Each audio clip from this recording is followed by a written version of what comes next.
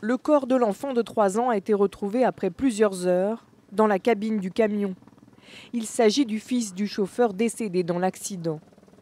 48 passagers se trouvaient à bord du car.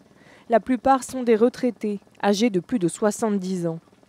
Juste avant la collision, le chauffeur a le réflexe d'ouvrir les portes. Il s'en sort indemne.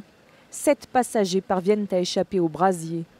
4 sont dans un état grave, 3 autres plus légèrement blessés. Ils ont été hospitalisés au CHU de Bordeaux et Libourne. Le beau-frère et la belle-sœur de Jacques font partie des rescapés.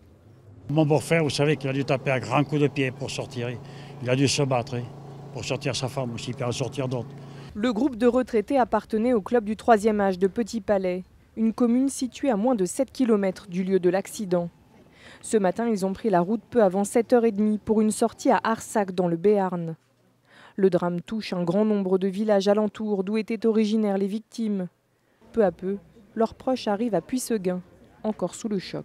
J'avais un oncle qui est décédé, j'ai un cousin qui s'en est sorti, mais sa compagne est décédée et ses 2 sœurs, donc 3 dans une même famille, vous voyez, que je connais très très bien. Voilà.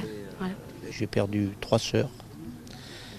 3 sœurs décédées ce matin. Ouais.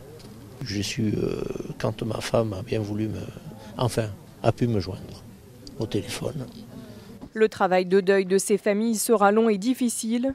Selon les enquêteurs, l'identification des corps calcinés pourrait durer plusieurs semaines.